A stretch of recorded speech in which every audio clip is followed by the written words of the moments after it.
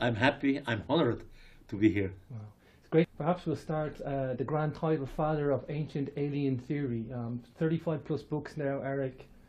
Chariots of the God, of course, started this all off, plus the feature-length film. 45 plus years, Erich. A wave and a storm of controversy from day one. However, we fast forward to Ancient Aliens TV series today, the wave of controversy has perhaps been reignited. Perhaps tell us about the first era when this all started and where we are today. I like to say how it started first. Well, I was educated as a strict Catholic, and I was for 6 years in a Swiss boarding school led by Jesuits. Of course, when I was a 16 years old boy, God was for me the greatest thing whatever existed in the universe. I never had a definition of God. I still don't have one. But whatever God was in my mind as a young man, God had to be omnipotent, means all over. God would never need a vehicle in which to move around from point A to point B. Or of course, God would be out of time.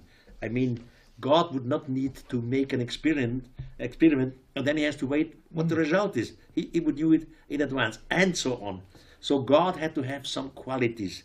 Now in my boarding school, we translated parts of the Bible, Greek to Latin, Latin to German. And I learned that this God of the Bible did not have my minimum qualities. So I was confused and I had doubts in my own Catholic education. And I simply wanted to find out if other communities in antiquity, if they have similar stories as we learned it in our Christian or Jewish traditions. That's the starting point. Now, I was in a boarding school. From my family, we came from the hotel business. So after my boarding school, I simply went into the hotel business. I was a waiter, I was a cook, I was sitting at the reception desk, etc.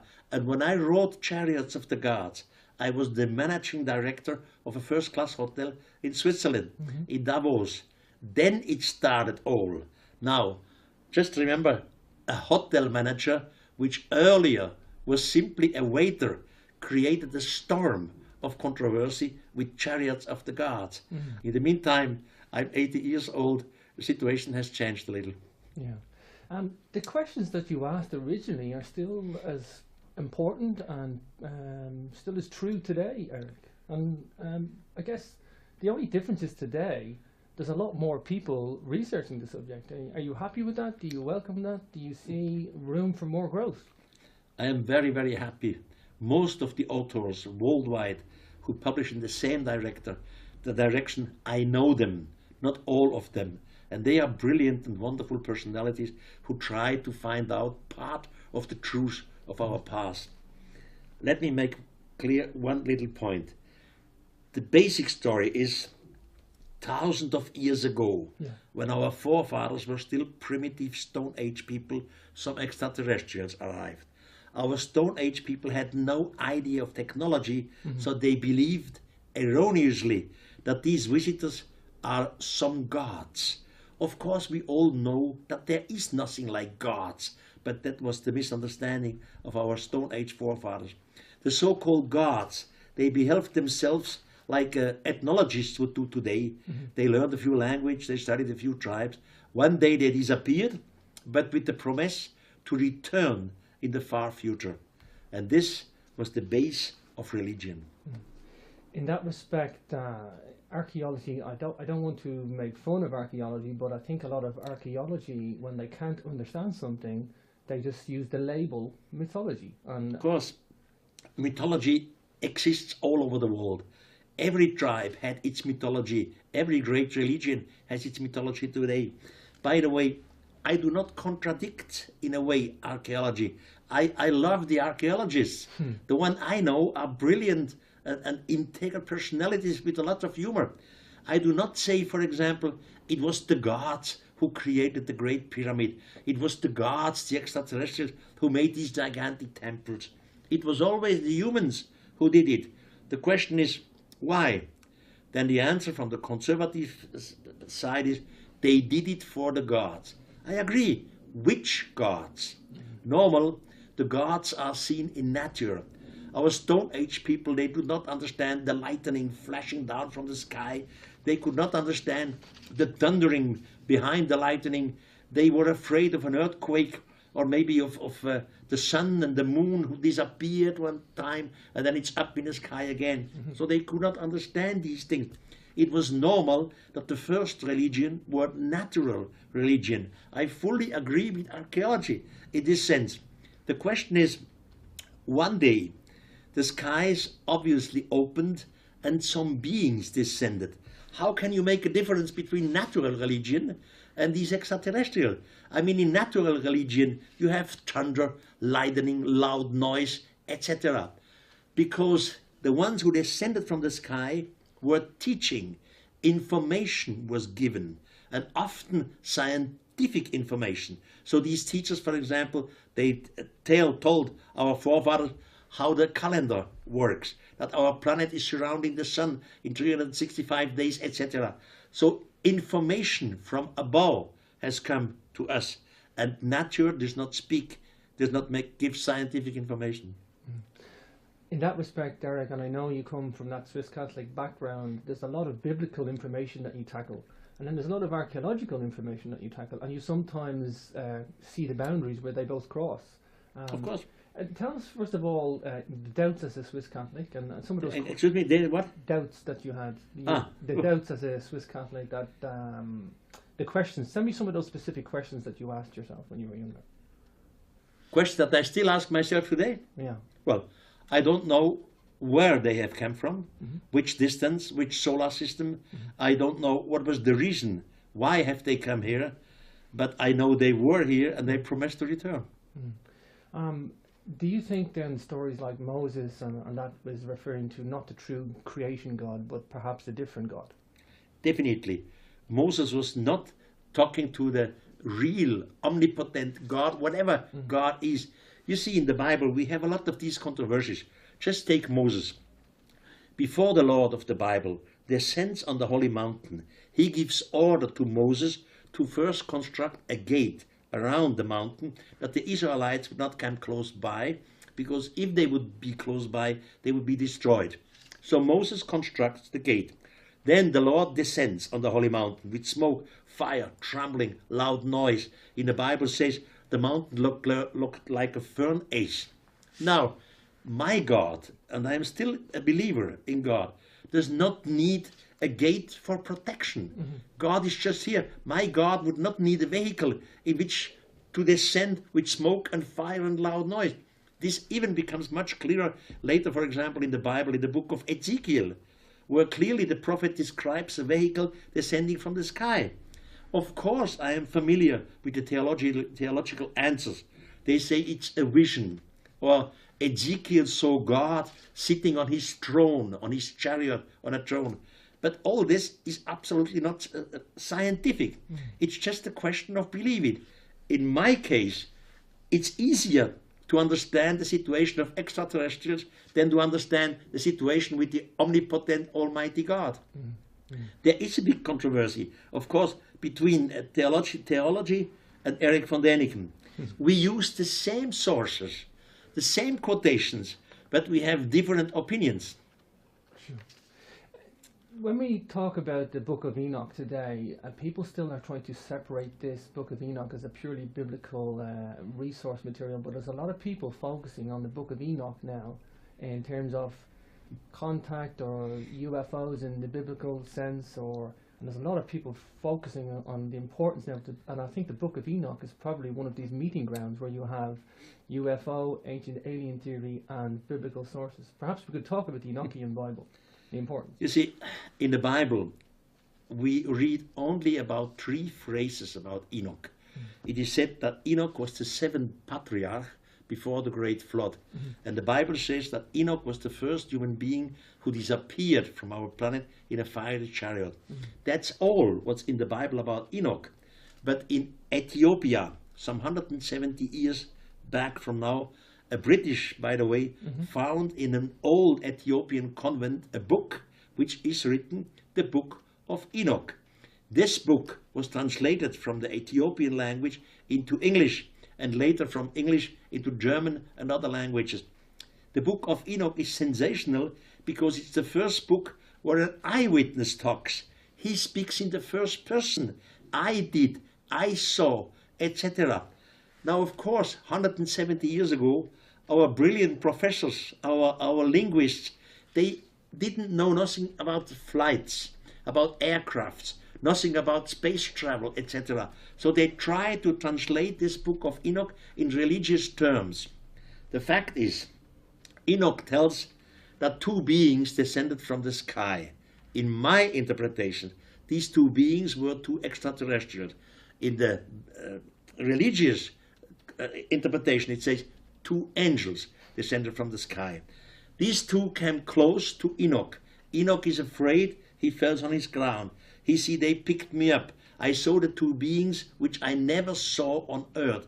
They had the breathing, but not the breathing of a man. So they were not human, they were different.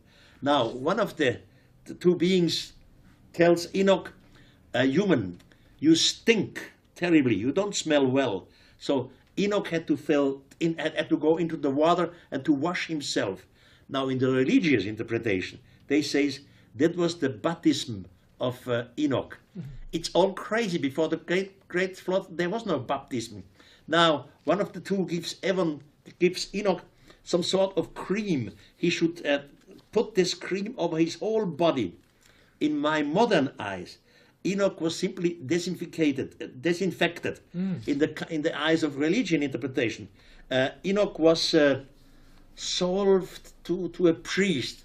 Forgive my English, I don't know everything. Then someone of the two gives Enoch a clothing. Enoch put this clothing on. He looks at himself and say, hey, I look like one of them. In religious interpretation, it said, now he received the clothes of a priest. In my interpretation, no, he received something like a spacesuit. Then they go up into the sky. In my interpretation, he was taken up with the sort of space shuttle to the mother spaceship. In the religious interpretation, they say Enoch goes up to heaven. Up there, Enoch walks into different gardens with different plants which he never saw before. He smells, he sees colors which he never saw before. In the religious interpretation, they say now Enoch is working through the paradise. In my interpretation, he is simply working in the spaceship to different plantations. Then he comes in a big room. In the center of the big room is a throne, and on the throne is sitting the highest. The religious interpretation says, now Enoch is standing in the highest place before the throne of the Almighty God. In my interpretation, no, he is sitting before the seat of the commander of the spacecraft, because the highest stands up and welcomes Enoch.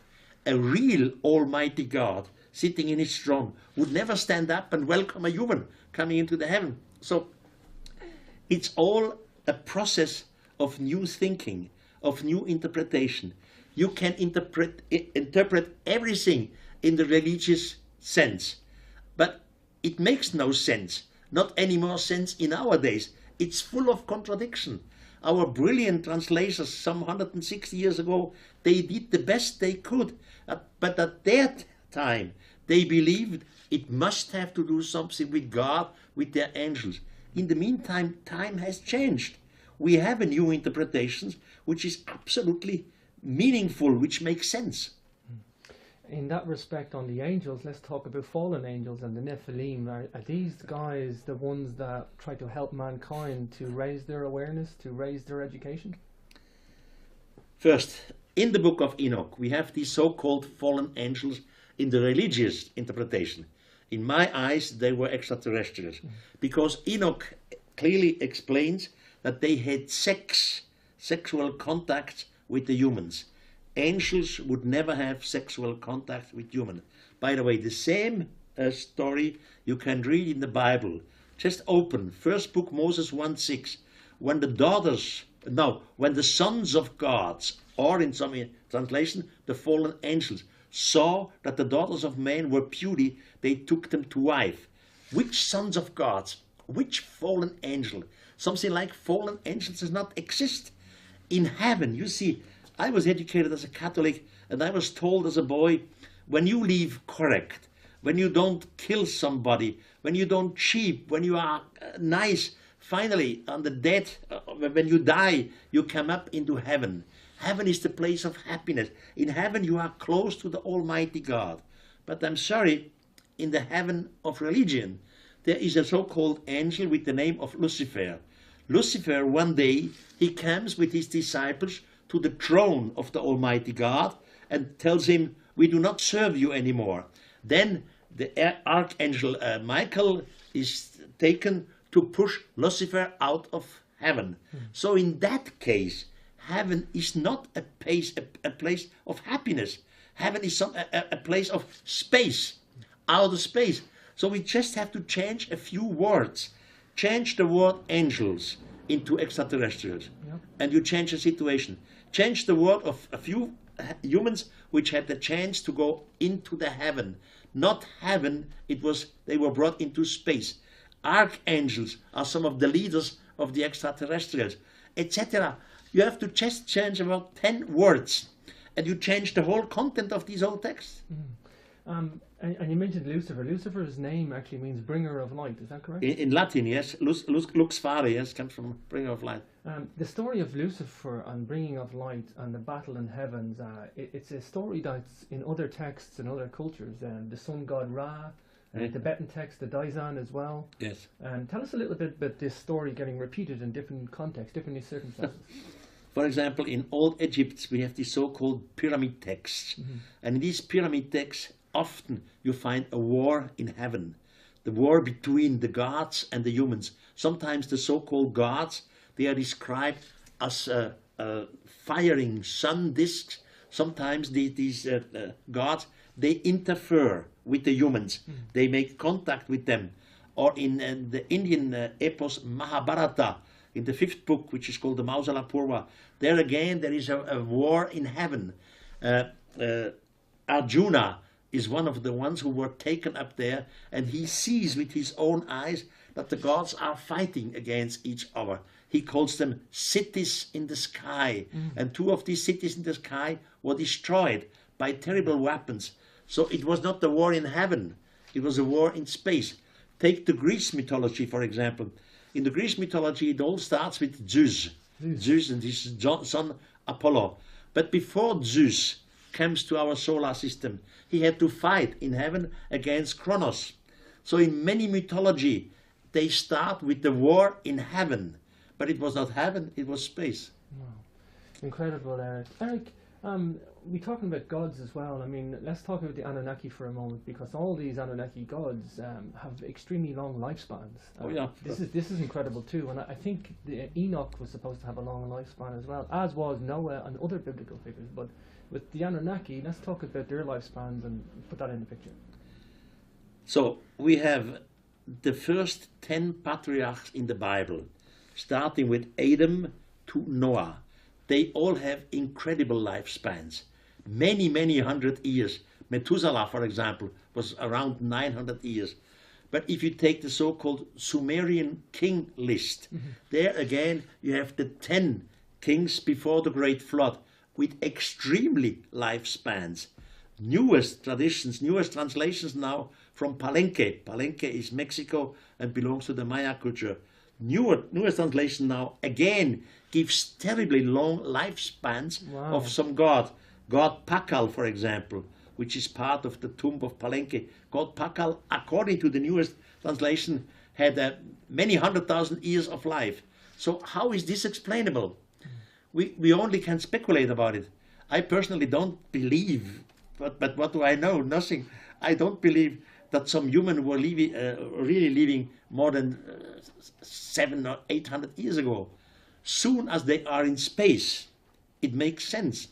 Because when you travel close to the speed of light, and probably they had this possibility, then you have a different time between the Earthlings and the travelers in outer space. So it could be that they were here on Earth, they disappeared, they return again to Earth, etc. And all together you have a lifespan of whatever, 900 years and so on. Pure physics. Yeah, pure physics. Or the other explanation would be that in reality they did not die because of their medicine, of their knowledge, but we don't know nothing about them. You mentioned Pakal. We have a replica of the little Palenque. If you could just hold that up for the camera. Yeah, sure. Maybe talk us through this. This is a very controversial piece of archaeology, this replica. Maybe just talk us through this and the theory of what the tablet is. Palenque is a place in Mexico, in the Mexican state of Tabasco. And there are different temples and pyramids. One of the temples is called the Temple of Inscription. In 1952, the Mexican archaeologist, Professor Dr. Rus Lullier, he was Mexican and French at the same time, discovered deep under the Temple of Inscription this plate. I mean, the original is 3.8 meter long and 2.2 meter large. So that's a big block of stone. And on this stone block was this chiseling here. Now you see something like a frame going around the thing here. And in the center of the frame, you see a figure bending forward, almost like a racing motorcyclist. He uses his hands to manipulate some controls. He's sitting on a chair, and on the heel of his left foot is something like a pedal. Now he is separated from the room behind him, and at the end, outside of the frame, comes something out like a linking flame. Now what I just explained now is Erich von Däniken's interpretation. Of course, I know all the archaeological interpretations, and in the meantime, since the discovery in 1952, in the archaeological textbooks, we have 14 different interpretations. Wow. You see, there is an inscription all around here. Yep. And some of these inscriptions we really can read. So we know that the figure really is Pakal. Pakal was the second last ruler of Palenque. Now in the beginning, archaeologists believe that Pakal is sitting here in the open mouth, you look at it like this, in the open mouth of a mythological monster. He's falling into this mythological monster. He's falling to death inside the earth.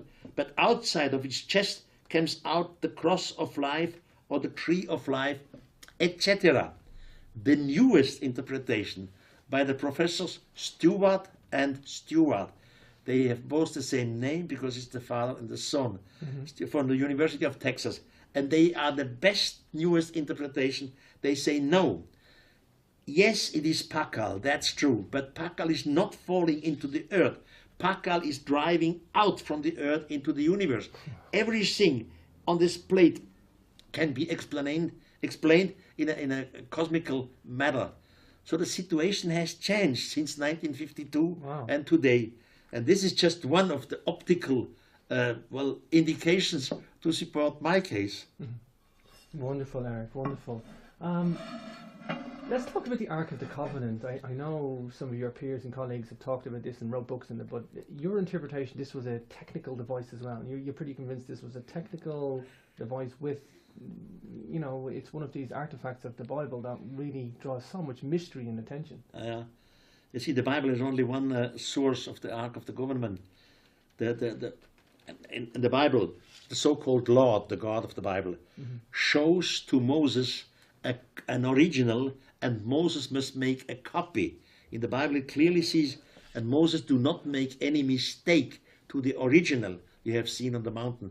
So Moses constructs this ark, and Moses' brother, Aaron, I don't know how you call it, he was the leader of a new priesthood, and only these priests, the Levites, could go close to the Ark of the Covenant. Anyhow, it's a complicated story. Even in the Bible, in the second book of Samuel, you read that there were some accidents with the Ark of the Covenant. Some priest who touched the Ark on the wrong place died immediately. Later, there were wars because of the Ark of the Covenant. And it's all a complicated story. Finally, Solomon made a special holy place inside the temple for the Ark of the Covenant. But Solomon had a sexual relationship with the Queen of Sheba. The Queen of Sheba, and he visited her many times, by the way, in a flying chariot. And later they had a son. His son's name was Abimelech. Now Abimelech, when he was about 18, he visited his father, Solomon, in Jerusalem. And he took the Ark of the Covenant from Jerusalem to today's Ethiopia to help his mother. So, and now today, as we know, parts of the Ark of the Covenant are still in Ethiopia, in the city of Aksum, deep down in the earth, probably under the cathedral of the Holy Mother, the Virgin Mother Mary. So we have two British explorers, George Sassoon and Rodney Dale. they have come out with a book in which they bring very good indication that the Ark of the Government was in reality a miniature reactor. Like today we have plutonium reactors in satellites, because plutonium is not only very dangerous, but it gives a lot of rays, has a lot of force. So it's all complicated. Still today, some rests of the Ark of the Government must be somewhere on our planet. And soon as we find these rests, then we can prove definitely, I'm sorry, this is a technological object, and it was not a holy object. I'm sorry for my English. I would say all this in my mother language. We cannot do this now. That would be great, because I know a lot about. We could talk about 2 hours about the Ark of Covenant in German language, but not in English. Erich, wonderful that we're looking at all this evidence, and a lot of people will either ask the question, why on earth would aliens come to planet Earth? And that stops them looking at the evidence we just talked about. But that is an important question. I think we were able to ask that question once we've seen the evidence. In that respect, I know you've looked at all this. Do you have any ideas why they would come to Earth? Was it raw materials, fuel, space station, people? Well, according to my late friend Zachariah Sitchin, they were coming here for raw material, especially for gold and other raw material. But that's not the only reason, I think. According to some holy writings, including the Bible, the so-called gods created the humans according to their own image. Now we have a theory which was brought to the world some 80 years ago by the Swedish Nobel Prize winner Svante Arrhenius. This theory is called panspermia. According to panspermia, the first civilization spread out some forms of life in a certain sector of the universe, so that evolution would start on planets which are similar than to the one who started this whole story.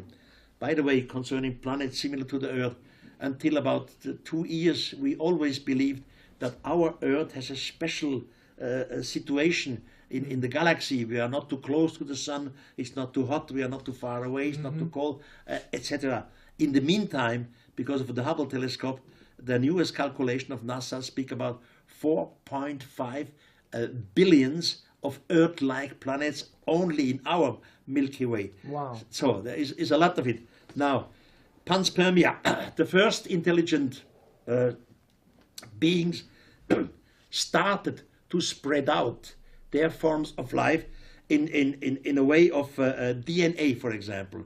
You send trillions and trillions out of there. You know exactly that the biggest part will be captured by a sun, another part by other planets, but the small part will be captured by planets which are similar to the one they start.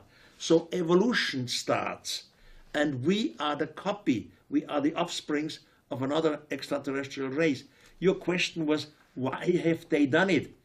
Of course, they wanted to know how the experiment goes, how we grow up. They wanted to find out how do we develop, because finally we are related somehow together. A lot of people focus on the Anunnaki being different, although we may look like them, we're smaller than them, and we are replicas, but perhaps there's a giants versus smaller humans. There's many cases of this in many cultures and the biblical sources as well. What do you think about the giants theory, that giants were building megaliths and they were in the Anunnaki? And that's very well possible. Not only in the Bible, in many of the old mythologies, including the book of Eskimos, including the Mahabharata, it is said that once there were giants on earth. And we have many written examples for the giants. Until today, we have not found a definitely and close anthropological proof. Sometimes bones have been found of big beings, and then the other side, the anthropology said, well, it was the bone of maybe a gigantic gorilla. So we have no conclusive proof that the giants existed. In the literature, yes, but not in the facts. I believe there were giants, and these giants were responsible for some gigantic moving of stones. They had other forces than we. The question is just, why have they done this? Why should they done this? But there is for everything a possible answer. For sure. Erich, I've just seen the archive of photographs in there, which is incredible. That's an absolute incredible task to have took on. I know from the archive that you have wonderful pictures of Nazca. Let's focus on Nazca, Peru. I know it's a special hot potato for you. This place, like you say, it's not shown on the TV from the archive photos that you have. You're giving a very sanitized version. You see, Nazca, for me, is a shame how it is shown to the world public. Whenever you see television or scientific books about Nazca, they show you these figures like apes, spiders, monkeys, etc. Or they show you some small lines. Now, in Nazca, we have to differentiate three things. The first things are the figures: apes, monkeys, spiders, etc. Yeah. The second thing are small lines. With small lines, I mean about 1 meter wide. But the longest of it is 23 kilometers long. Wow. All over hills and mountains. And the third things are the so-called las pistas. They look like airstrips. By the way, I never said that these are airstrips, but they look like airstrips seen from the air. They start abruptly, end abruptly. Sometimes they cross each other. The longest of these so-called airstrips is 3.8 kilometers long. Now, whenever I see pictures in television on Nazca, I get angry. It's crazy. They show figures, they show small lines, they explain how you can do these lines, just crashing away the surface. Of course you can do that. It's crashing away the surface, and then you see a brighter ground, a brighter shining ground than the rest, which has the color of rust and sand, etc. But that's only a few parts of it. In Nazca, we found mountains, mountain tops, which were cut up completely. In no archaeological books that they talk about it. In no television series, you see. I made about 5,000 pictures about Nazca in the early morning and in the evening. And this is incredible. There is absolutely no explanation from the scientific community for the real mystery of Nazca. They only explain the small thing. Now, until about 10 years, we always believed that Nazca is something unique in the world. Only there our ancestors made these lines. By the way, I am of the opinion that our ancestors made it. I never said it's an airport, a prehistoric airport. You see, why should our ancestors do such a thing? Imagine the following situation. We have a mother spaceship around the Earth, written by Enoch, written in the Mahabharata, in the 5th book, the Mausara of all ancient. From the mother spaceship, they send smaller vehicles out to our planet. Of course, first they make measurement. A mother spaceship is maybe for hundreds of years on the way, so they need some sort of energy. They measure from the mother spaceship where on this new detected planet we find energy. Whatever the energy is, it could be uranium, it could be some kind of minerals, whatever. They find in Nazca, there we will find some energy. And there are no people in Nazca, so we not destroy or kill everybody. Now they send down from the mother spaceship a small vehicle, maybe an unmanned vehicle, just some sort of robot to make some measurement. That's all. This unmanned vehicle comes down, close to the plain of Nazca, comes to a standstill, and then slowly comes down on the ground. And because it comes down on the ground, it trashes stones and sand away, and a small line appears in the ground. Now, they make their measurement, they disappear again. And 2 or 3 natives have watched this. They saw something coming down from the sky, and it left a trace on the planet. Now they say, the gods were here. These incredible beings from there were here. Look, they left a tray, a line on the ground. That's what the gods want. They want that we make lines for them. So the natives start to make lines, small lines, large lines, thick lines, and lines to all kinds of directions. They are waiting for the gods to return. Of course, the gods do not return, and after some days, some priest may have a good idea. Priests always have good ideas, and he says, we must show them up there that we have offerings from them. Now they start to scratch some animals of all kinds in the ground. That was my basic story of Nazca. Now, since 10 years, we know that Nazca is not unique in the world.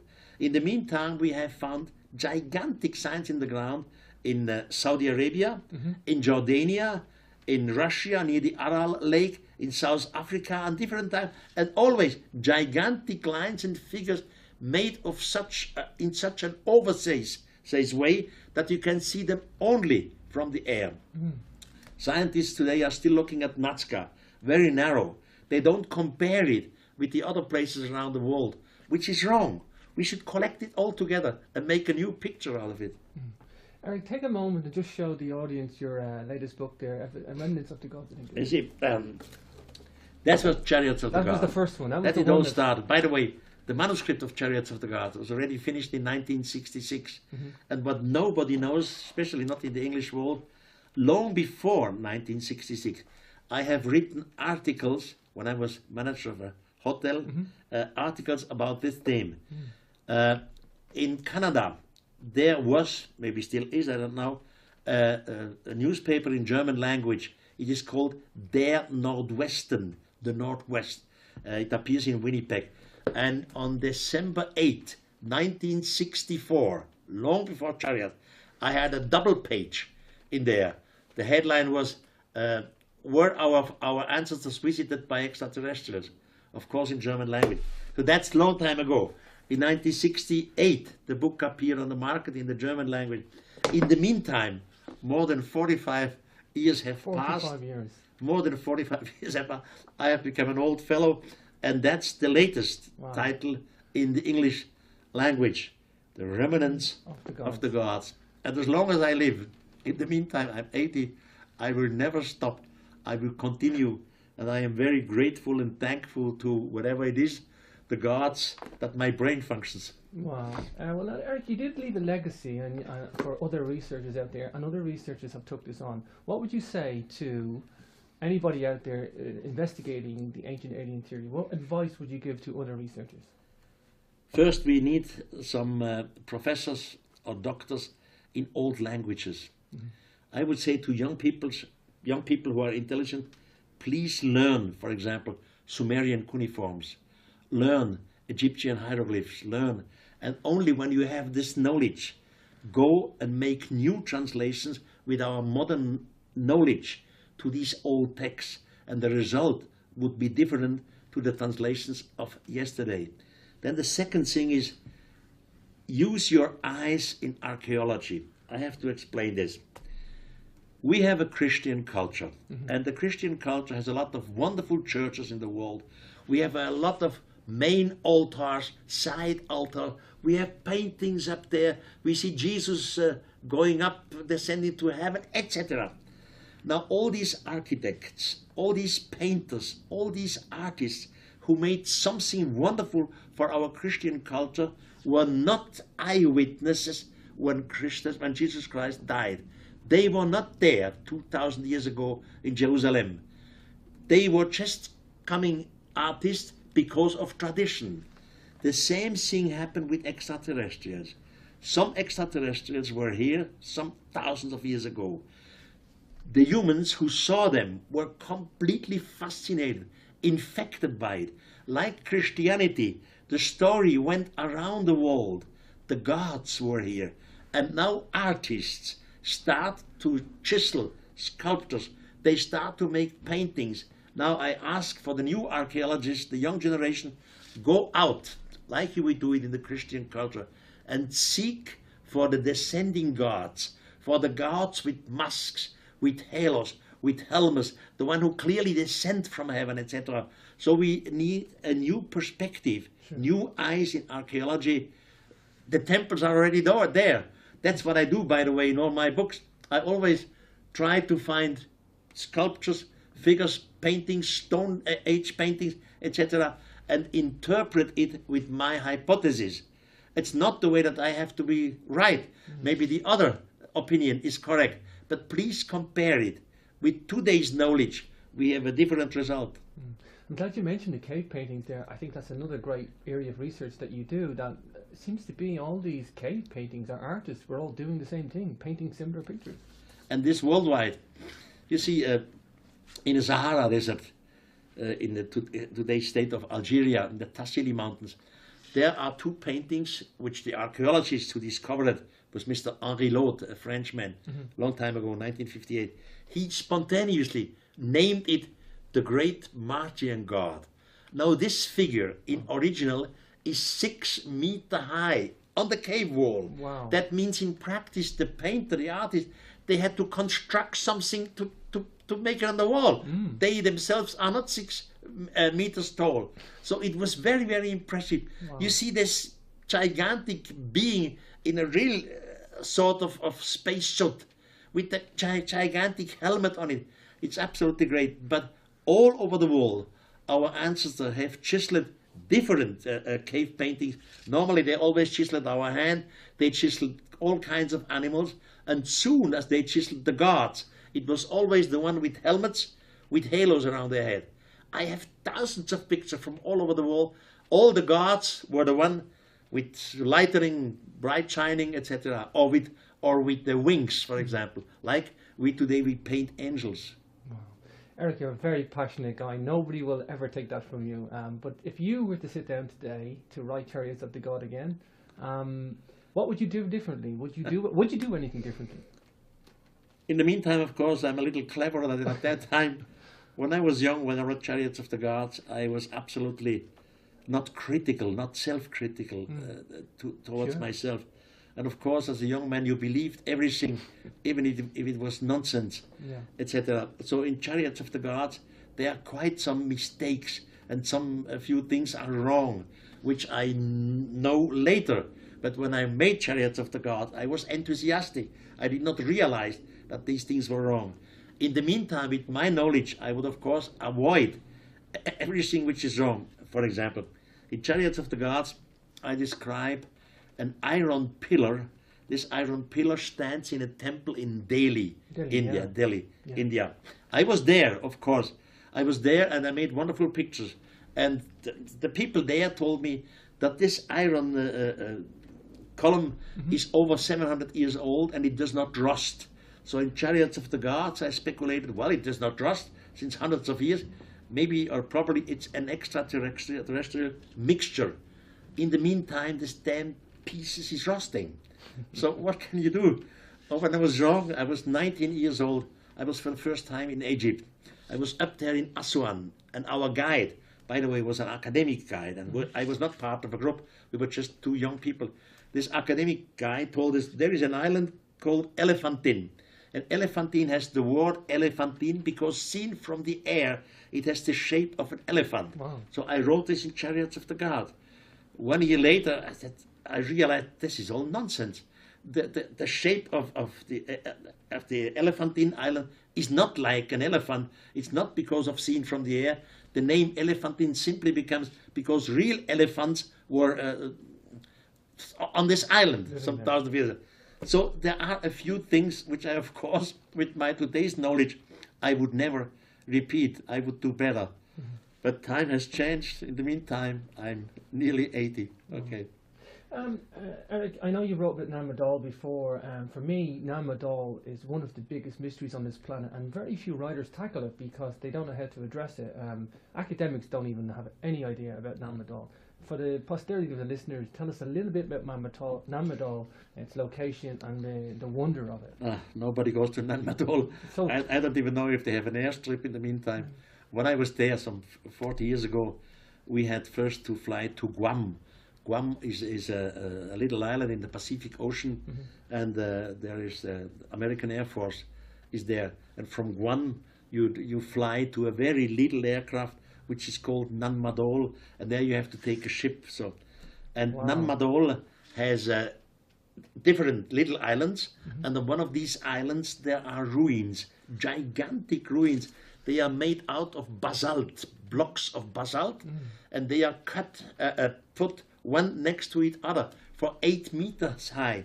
Altogether, more than 600,000 of these basalt columns have been used for Nan Madol, for the construction of Nan Madol. Nobody knows what this ruin should be. There is only legends, always legends, always legends. In a deep, deep past, there was a god coming down from the sky, of course.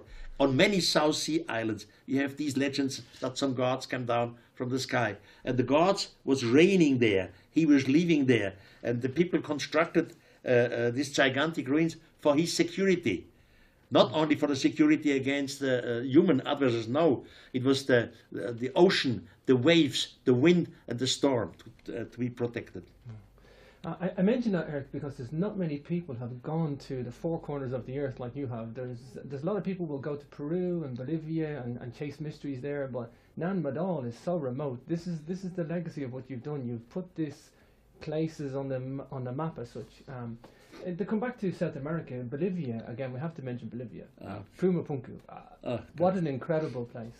Well, I don't know. Whenever I write something, I want to see it first. I want to touch it. I want to smell it. And before I write, I want to know the archaeological literature about it. So I know exactly what the scientific community says about it, if they say something about it. And I come only later, when I have smelled it, touched it, seen it, etc., with my story. So this Pumapunku is 4,000 meters high in today's Bolivia. Well, a few kilometers away from the lake of Titicaca. Now, Pumapunku, by archaeologists, they say it's simply a temple, because near to Pumapunku, you have the gigantic temple of Tiahuanaco. Tiahuanaco is really made by the humans.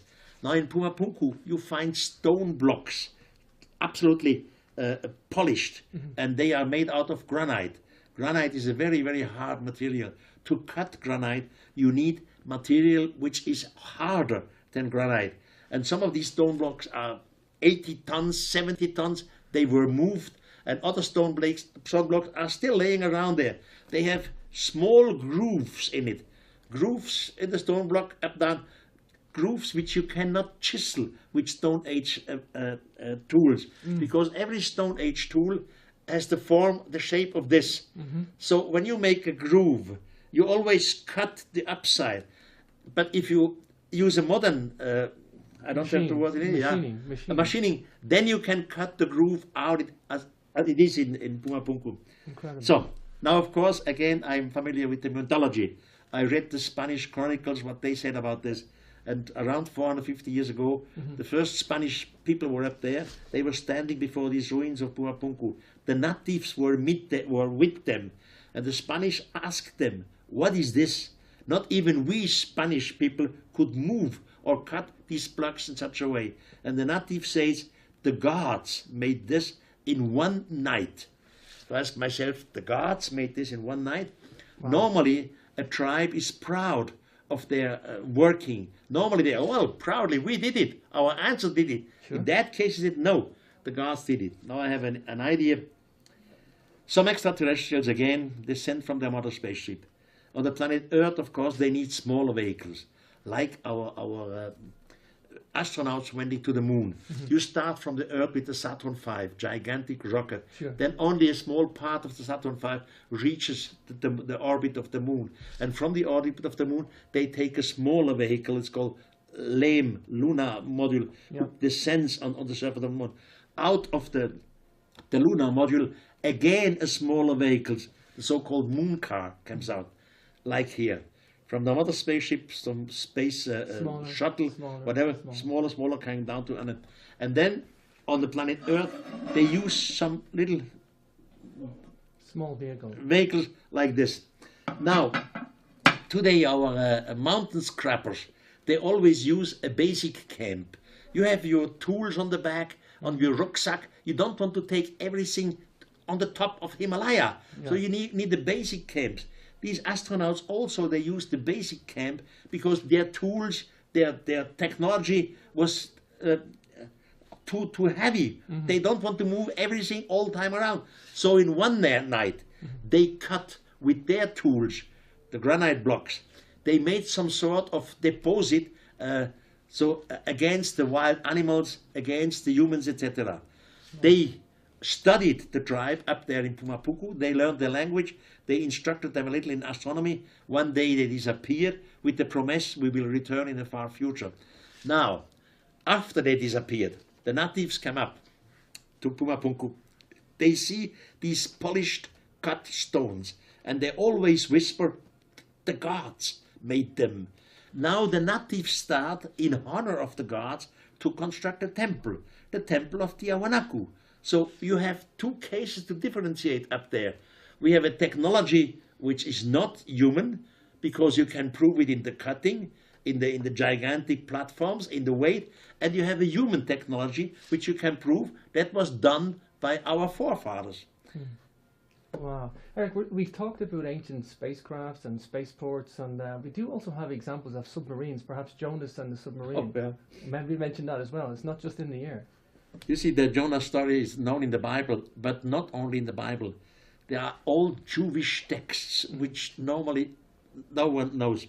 And in one of these old Jewish texts, you read that Jonas was sitting on the shore, and then a gigantic fish, if you wish, comes out of the waves, a submarine, and they asked Jonas if he wished to join them. He went into the submarine because he describes that there were some windows, and he could see out of the windows the fishes and everything what happened under the sea. Wow. Because they had their lightning, and after a few days they brought him out on the same shore. So according to this old Jewish text, it was a submarine, it was not a whale. Wow. Eric, incredible information. It's been an absolute pleasure talking to you today. What's new for you now, Eric? Are you still writing? Actually, what? What's new for you now? Are you still writing books? It's a never-ending story. I know in number 36 with writing, and it's, you see, because of my international success with the books, so many people worldwide write me. They tell me, Mr. von Däniken, don't you know about the cave paintings near to my home place? I write back, now I know nothing, can you send us photographs? Wow. Is there a scientific literature? What do your local archaeologists say again? So more and more things comes together. And then I go there sooner or later. Of course, I always want to see it and touch it. So it never ends. And in our modern time, you see, when I wrote Chariots of the Gods, I speculated that we were visited by beings from outer space. The critics at that time said, this is ridiculous because the stars, between one star and another, you have light years. The next star, Alpha Centauri, more or less 4 light years, Sirius, etc. So you cannot reach these stars. So the scientific literature of today say, oh yes, we can reach the stars. And we see possibilities how to make it. Or in Chariots of the Gods, I was speculating that we, the human race, we are the product of an artificial mutation. The critics say this is all bullshit, because that would mean that we have to change something in our cell. At that time, when I published Chariots of the God, DNA code was not discovered at that time. In the meantime, we know that it works. In the meantime, we know we are able to change the DNA code. We are able to construct a mixed creature, a chimere, or so we say. So in Chariots of the Gods are a lot of things which I predicted. In the meantime, they are here. You ask, what is coming? I always watch the newest discoveries, be it in archaeology, be it in mythology, because new translations are made. Of course, in scientific, like genetics, etc. And then I have old mysteries, and I put them together. One example, like you can cut this all out. That's right. There was the Dead Sea Scrolls. Some 50 years ago, they found Dead Sea Scrolls. Sure. And among these Dead Sea Scrolls was one which is called the Lamech Scroll. Lamech. What is Lamech? Lamech was a shepherd, and he was obviously a rich shepherd because he had hundreds and hundreds of animals. He always worked around there where the animals had some feed, some green grass. One day he returned to his home tents, and his wife, her name was Batenosh, had just given birth to a child. And Lamech comes at home and he sees the child. The child was a boy. And Lamech said to his wife, Batenosh, this is not my child, because I was away too many months. And if I look at this boy, he looks differently to me. Has not the same skin, the same eyes, etc. But Batenosh swears to everything which is holy for her, that no one touched her sexually. She even says, oh, Father Lamech, I promise you, no one other shepherd, no one soldiers, nobody touched me. But there is the boy. So Lamech goes to his own father, which is Methuselah in the Bible. He tells them the family story. Methuselah doesn't have an answer either. He goes to his father, which is no one else than Enoch. The same Enoch which disappears later in the fiery channel. Enoch says to his son Methuselah, go to your son Lamech. Tell him that the guardians of the sky have inseminated Batenosh, the lady, without touching her sexually, because the guardians of the sky would destroy the human race at that time, because they are developing in a wrong way. Lamech should accept the boy as his own, because the boy would be the survivor of the great flood. Now we are all descendants of Noah. So we are descendants of the artificial mutation, For sure. artificial insemination. Incredible, Eric. Eric, one final question, and this is kind of tie in what you just said about new discoveries. I guess the biggest recent discovery in the early 90s was Göbekli Tepe. Yeah. What a fascinating place, because had you not have wrote the books before Göbekli Tepe, the paradigm and all the writers like Hancock and Boval, Andrew Collins, all the great researchers of mysteries and history that have blossomed in the last so many years. If that era wasn't there, Göbekli Tepe might have been brushed away up under the carpet. And now that the platform was there, maybe just wrap up on Göbekli Tepe, and some people now say it's almost similar to Easter Island in a way, in some place. Concerning Göbekli Tepe, I have not much to say because I was never there. I tried in the last 2 years to go there, but it's always complicated because the political situation of war. Of course, I met Graham Hancock and other of my colleagues who have written about Göbekli Tepe. The first thing is the age. It's terribly old, more than 8,000, 9,000 years old. So it contradicts, so to say, evolution. There was a society there who was able to measure, to move this stone block. And the question for me is always, why exactly there? What is so important on this geographical place, Göbekli Tepe? Now, the birthplace of Abraham was a few kilometers away from Göbekli Tepe. Wow. And Abraham, again, is part of my knowledge, because there is in the old Jewish literature a text called the Abraham Apocryphic, which nobody knows. Again, Abraham is sitting down there when two beings from the clouds descend. And he clearly say they were not human beings, like Enoch says it before. Wow. They were not human beings. These two beings take him up to the sky. Abraham describes what it happened. They took me up into the heaven over the earth. And he says, when I was up there, I wished to fall down to the earth. The holy place we were always moved around its own axis. Once I saw the earth up, and then I saw the stars down. Now soon, as you are in a mother spaceship orbiting around the earth, this mother spaceship would always turn around its own axis, because by doing this, you create a centrifugal force. Centrifugal force is an artificial gravity. So nobody could have known then this. They brought Abraham down. Now Abraham's birthplace and home place is maybe about 12 kilometers away from Göbekli Tepe. Maybe because of Abraham, they wanted to create something that the gods descend again. That's just a speculation. But I know that Abraham's birthplace was very close to today's Göbekli Tepe. What a word. Wow. Eric, absolute pleasure talking to you today. Incredible information. Of course, we'll link up the websites in the YouTube description. But for now, Eric, I really, really thank you for your time. It's been awesome. It's a pleasure to talk to you. I hope one day I come back to England and give some published lectures again. I have incredible pictures in my archive, and I have incredible computer animations which are not known in your country. Oh, thank you very much. But next time, thank you very much. This is incredible, Eric. These are all books of Erich von Däniken in different languages. The newest translations are now in Chinese languages. I'm very proud of it, that finally the population of China is able to read our story, the ancient astronaut story. Wow. In the meantime, we have 32 translations worldwide. That's incredible, Eric. But to explain one thing at the same sequence, I never have become a rich man. No. Everybody thinks, 100,000 of millions of books. He must be very, very, it's all garbage. Every year, of course, I made 200, 300,000 Swiss francs. But every year I spend the money again. So I have my expeditions, I have my archive, I have my people who work with me. Money comes in, the money goes 100 continuation, incredible. With many of them, or some of them, I'm not, I don't agree with them. There's a lot of things in there which is, I have not said, but others are beautiful. Look this here.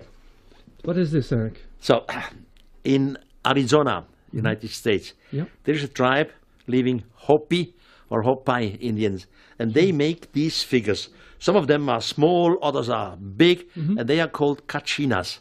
What is a kachina? According to the Hopi tradition, the kachinas were the teachers from heaven.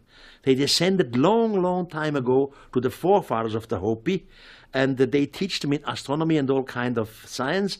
They disappeared, of course, with the promise to return one day.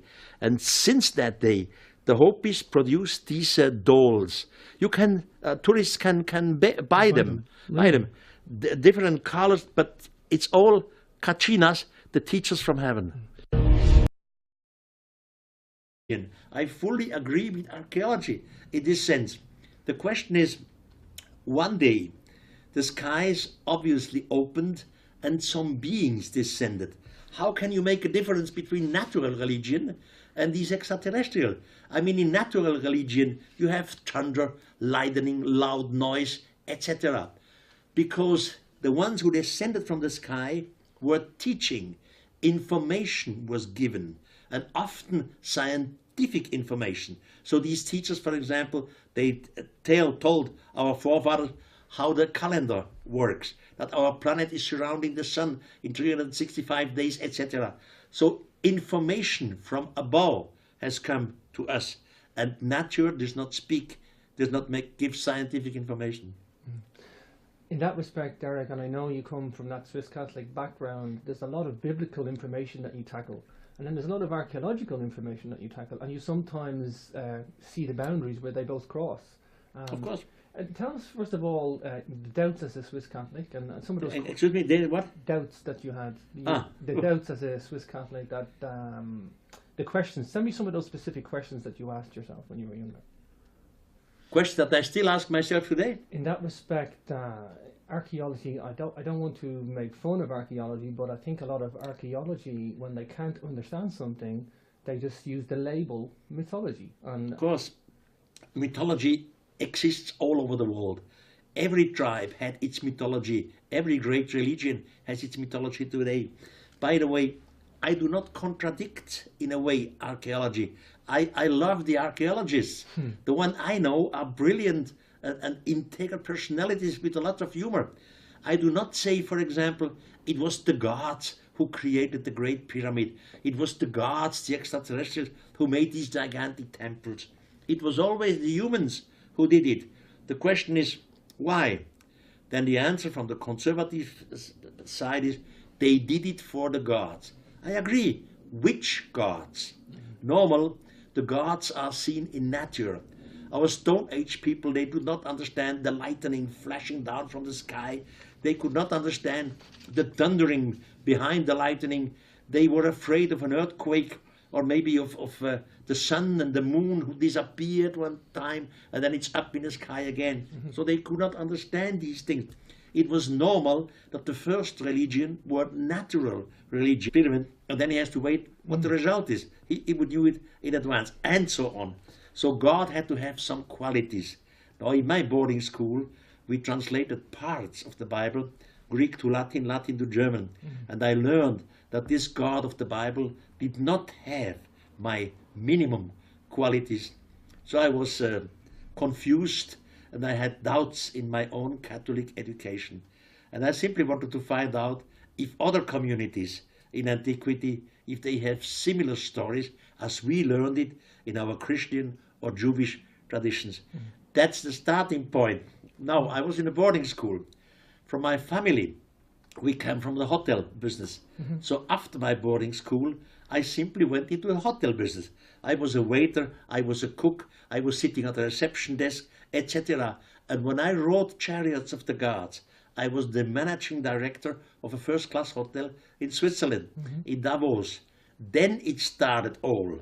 Now, just remember, a hotel manager, which earlier was simply a waiter, created a storm of controversy with chariots of the gods.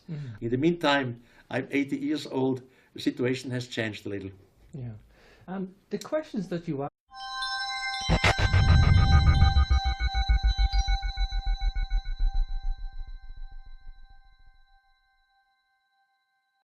I'm happy, I'm honored to be here. Wow. It's great. Perhaps we'll start the grand title father of ancient alien theory. 35 plus books now, Erich. Chariots of the God, of course, started this all off, plus the feature-length film. 45 plus years, Erich. A wave and a storm of controversy from day one. However, we fast forward to Ancient Aliens TV series today, the wave of controversy has perhaps been reignited. Perhaps tell us about the first era when this all started and where we are today. I like to say how it started first. Well, I was educated as a strict Catholic, and I was for 6 years in a Swiss boarding school led by Jesuits. Of course, when I was a 16 years old boy, God was for me the greatest thing whatever existed in the universe. I never had a definition of God. I still don't have one. But whatever God was in my mind as a young man, God had to be omnipotent, means all over. God would never need a vehicle in which to move around from point A to point B. Or of course, God would be out of time. I mean, God would not need to make an experiment. past originally are still as important and still as true today, Erich. And I guess the only difference is today there's a lot more people researching the subject. Are you happy with that? Do you welcome that? Do you see room for more growth? I am very, very happy. Most of the authors worldwide who publish in the same direction, I know them, not all of them.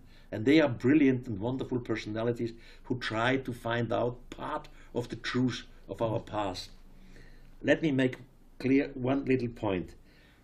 The basic story is thousands of years ago, when our forefathers were still primitive Stone Age people, some extraterrestrials arrived. Our Stone Age people had no idea of technology, so they believed erroneously that these visitors are some gods.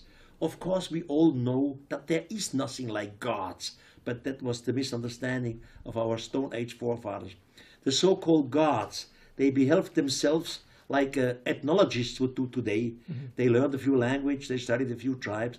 One day they disappeared, but with the promise to return in the far future. And this was the base of religion.